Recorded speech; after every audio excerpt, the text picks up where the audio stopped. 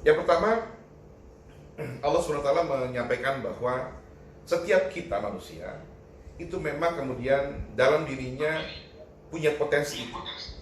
Ya, kita semua manusia dalam diri kita sekalian memang Allah ilhamkan, Allah berikan potensi kebaikan dan keburukan.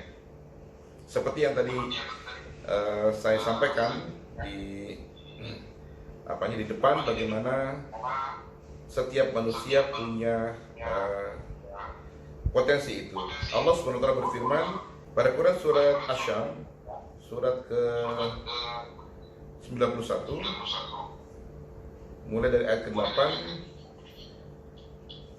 Allah SWT kemudian menginformasikan kepada sekalian tentang hal ini. A'udzu billahi minasyaitonir rajim. Fa'alhamaha fujuraha wa taqwaha qad aflaha man zakkaha wa qad khaba man dassaha. Jadi sungguh Allah SWT telah memberikan ilham bagi diri kita dua potensi. Ya, jadi setiap manusia, kita semua dalam jiwa kita ini, dalam nafs kita ini, ya, dalam diri kita semua ini akan selalu ada dua potensi. Siapapun mereka yang namanya manusia pasti punya dua potensi itu. Yang pertama adalah potensi fujur. Ya, potensi fujur. Fujur itu keburukan, kemaksiatan, hal-hal yang membuat dia jauh dari Allah SWT. Kemudian yang kedua, wattaqwaha, potensi ketakwaan, kebaikan. Hadirin berbahagia, dua potensi ini akan selalu ada pada diri manusia. Ya. Dan kemarin saya bahas bahwa kenapa Allah mendahulukan potensi fujur dalam diri manusia? Ya, tentu ada maknanya. Dan kemarin sudah kita bahas bahwa ternyata Allah mengedepankan potensi fujur karena potensi itu seringkali kemudian mampu lebih diikuti oleh manusia. Ya. Jadi potensi fujur itu begitu luar biasa sehingga terkadang manusia kalah oleh itu semua dibanding potensi takwanya. Nah, jadi sesungguhnya dalam kehidupan kita sedang berusaha untuk mengelola dua potensi ini. Ya, sehingga Ramadan atau saum yang maknanya al-imsak atau menahan sesungguhnya adalah kemampuan kita, keimanan kita untuk menahan potensi fujur itu. Ya, menahan potensi maksiat itu, kita tahan, ya, kita kelola, lalu kita mengedepankan potensi kebaikan. Saat kita semua kemudian gagal mengelola itu, ya, jadi kita katakanlah kemudian lebih mengedepankan potensi fujurnya, lalu kemudian mengalahkan takwanya, maka itulah kemudian yang terjadi dengan manusia dengan tadi tiga musim tadi itu. Ya. Nah, makanya kemudian dalam ayat selanjutnya Allah mengapresiasi, Allah kemudian memberikan sebuah penghargaan. Seperti apa Allah katakan? Qad aflaha man zakkaha. Sungguh beruntunglah mereka hamba Allah yang pandai mensucikan dirinya. Kita kan dalam ayat ini suci itu tidak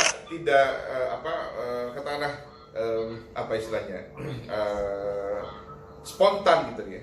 Jadi doa suci enggak, ada sebuah proses. Jadi Allah menghargai siapapun hambanya yang berusaha melalui proses tersebut, berusaha mensucikan dirinya. Jadi ada proses, ada kesungguhan, ada usaha untuk selalu berusaha membersihkan jiwa tersebut dari kekotorannya, mengedepankan potensi takwanya dibanding fujur. Allah apresiasi itu semua. Dan Ramadan merupakan sebuah momentum untuk kita semua untuk mengejar, untuk kemudian menunjukkan kepada Allah SWT bahwa ya Allah, kami adalah hamba-Mu yang sedang berusaha mewujudkan mengedepankan potensi takwa kami untuk kami membersihkan hati kami. Dan ayat berikutnya waqad khaba man dassaha, dan merugilah orang-orang yang mengotorinya. Orang-orang yang mengotorinya. Ada upaya untuk mengotorinya. Jadi ada desakan dari diri manusia kita untuk mengotori jiwa kita. Nah, jadi dalam konteks ini Allah begitu menghargai hamba-hambanya yang memang kemudian mencoba untuk memaksa dirinya ya untuk menahan potensi fujurnya tadi, dan saat yang sama dia berusaha untuk kemudian menunjukkan potensi baiknya, potensi takwanya dalam dirinya. Nah, ini selalu berlomba sampai kapanpun ya. Jadi tidak ada ceritanya kemudian ketika mereka sudah berhaji misalnya kemudian dia tidak begitu. Sampai kapanpun selama dia namanya manusia, dua ini akan terus bertarung, akan terus saling berpacu ya. Dan sesungguh kemudian Ramadan menyediakan sebuah kesempatan bagi kita semua untuk kemudian menempatkan potensi takwa itu melebihi potensi maksiat, mengedepankan dia. Nah, jadi berbahagia. Nah, dari dua potensi ini maka kemudian setidaknya ada tiga, artinya tadi untuk menyamakan dengan kemarin ada muslim yang biasa. Nah, bagaimana muncul muslim yang biasa ini? Nah, yang pertama adalah bahwa Allah SWT menyampaikan bahwa nafsu jiwa kita ini itu kemudian disebut sebagai apa yang namanya an-nafsu al-amaratu bisu. Pada Quran surat 12, surat Yusuf ayat ke-53, Allah berfirman di ayat ini, saya sampaikan ayatnya. Jadi Allah ingatkan kepada kita semua tentang ruh tadi, tentang jiwa tadi. Nah ini ya, di ayat ke-53 saya salah. Surat Yusuf ayat 53.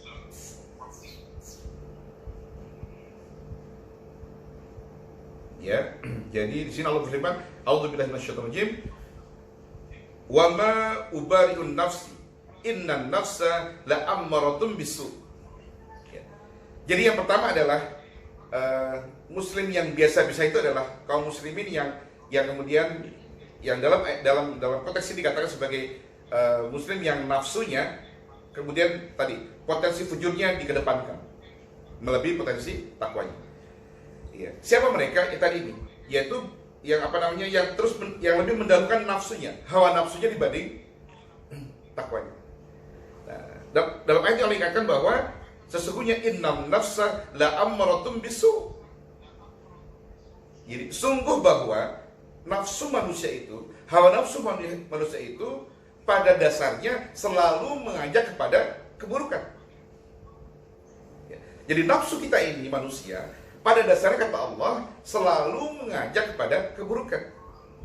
Makanya tadi nyambung dengan ayat Allah tadi kan, fa'alhamaha fujuraha wa taqwa. Ya, jadi inilah dia luar biasanya kemampuan seorang muslim ya. Karena di tengah jati diri seorang manusia yang ternyata nafsunya selalu mengajak kepada keburukan, maka dia mampu menahan itu semua ya. Dia mampu imsak ya, menahan kemampuan dirinya untuk kemudian mengambil peluang untuk berbuat jahat, berbuat buruk, berbuat maksiat. Dia tahan itu semua karena mengedepankan kemampuan potensi kebaikan. Ingat bahwa innan nafsa la'ammaratun bisu. Sungguh nafsu itu akan mengajak manusia kepada kejahatan. Makanya Allah katakan illa ma rahima rabbi, kecuali mereka hamba Allah yang diberi rahmat Allah Subhanahu wa taala. Jadi ini barangkali sebuah hal yang patut kita perhatikan benar, betapa ternyata memang setiap kita punya potensi itu, dan by nature pada dasarnya bahwa hati ini nafsi ini justru ya, jiwa ini justru memang selalu mengajak kepada keburukan ya, kecuali mereka hamba Allah yang dekat kepada Allah Subhanahu wa taala. Karena kalau dekat kepada Allah, Allah beri rahmat dia untuk tidak kemudian memperturutkan hawa nafsunya. Jadi kalau kaum muslimin yang kemudian biasa-biasa aja dengan Ramadan, berarti ya hatinya, dirinya sudah dikuasai oleh hawa nafsunya ya, sehingga kemudian dia menanggalkan manfaat, menanggalkan keutamaan Ramadan, dan dia kemudian memperhatikan hawa nafsunya untuk tidak saum dan sebagainya. Itu yang pertama. Nah yang kedua adalah apa yang disebut sebagai an-nafsul lawwamah. An-nafsu al-lawwamah. Pada Quran surat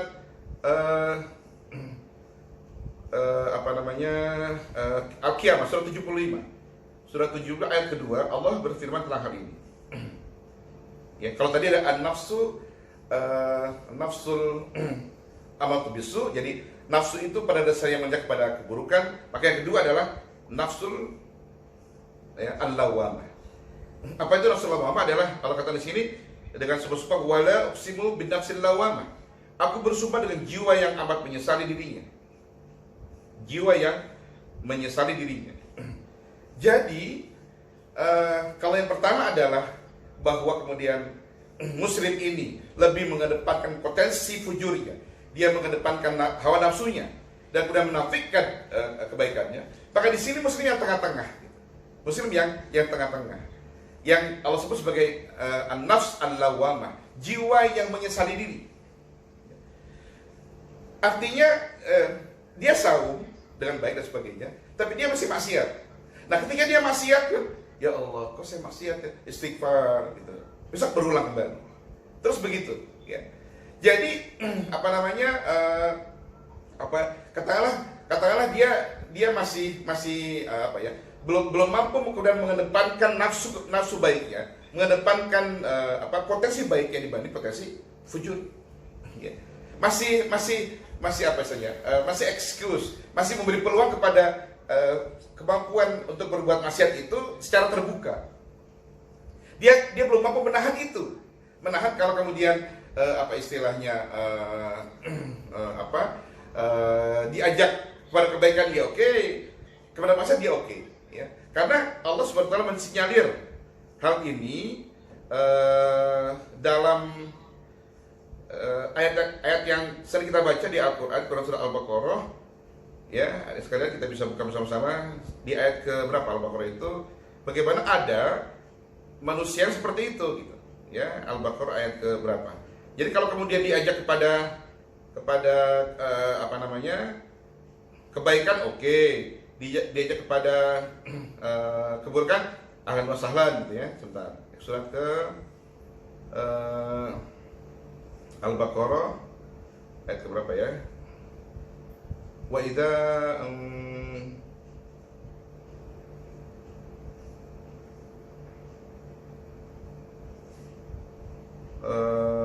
ayat Al-Baqarah ayat ke-14.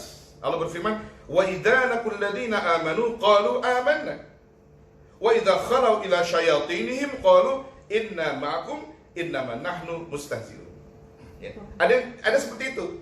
Jadi kaum muslimin, gitu ya, kata Allah, dan bila mereka berjumpa dengan orang-orang yang beriman, mereka mengatakan kami telah beriman. Saum yuk, saya saum. Ya. Seperti kalian semua. Ya. Begitu kan kata dia. Kemudian dan bila mereka kembali kepada syaitan-syaitan mereka mengatakan sesungguhnya kami seperti dengan kalian kok, kami hanya berolok-olok. Ada yang seperti kata Allah SWT. Ya. Jadi diajak beriman dia beriman, maksiat dia maksiat. Ya. Gak punya pendirian akhirnya. Ya. Tidak mampu kemudian mengajak potensi kebaikannya melebihi potensi fujur. Ini yang kedua. Ini yang kedua. Nah, ketika kita semua